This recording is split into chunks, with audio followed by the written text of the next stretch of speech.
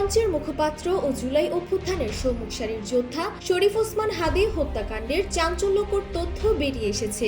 গোয়েন্দা সূত্র জানায়, এই হত্যাকাণ্ডের মূল মাস্টারমাইন্ড ঢাকা কেরানীগঞ্জ উপজেলার সাবেক চেয়ারম্যান ও আওয়ামী লীগ নেতা শাহিন আহমেদ ওরফে শাহিন চেয়ারম্যান। কিলিং মিশন সফল করতে তিনি নিজেই অর্থ ও অস্ত্রের যোগান দিয়েছিলেন বলে তদন্তে উঠে এসেছে।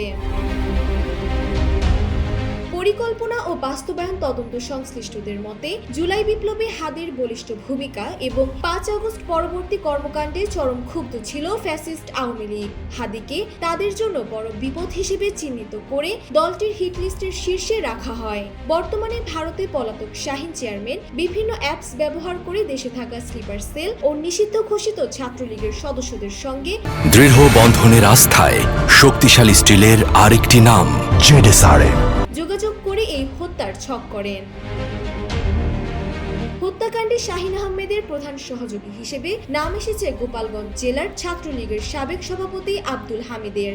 গোয়েন্দা তথ্য জানায়, হাদীর উপর হামলার পর খুনিদের ঢাকা থেকে সীমান্ত পর্যন্ত পালিয়ে যেতে সহায়তা করেন এই হামিদ। এছাড়া সাবেক বিদ্যুৎ প্রতিমন্ত্রী নজরুল হামিদ বিপুল ঘনিষ্ঠ সহযোগী হিসেবে পরিচিত শাহিন চেয়ারম্যানের ক্যাডার বাহিনীর কয়েকজন সদস্যকেও শনাক্ত করেছে পুলিশ।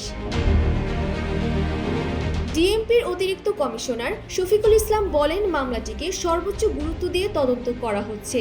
হোয়াটসঅ্যাপ কল এবং খুদে বার্তার সূত্র ধরে মাস্টারমাইন্ডের সম্পৃক্ততা পাওয়া গেছে। দ্রুতই মূল পরিকল্পনাকারীদের গ্রেফতারের মাধ্যমে বিচারের আওতায় আনা হবে। বর্তমানে গ্রেফতারকৃতদের রিমান্ডে নিয়ে যৌথভাবে জিজ্ঞাসাবাদ করছে গোয়েন্দা সংস্থা।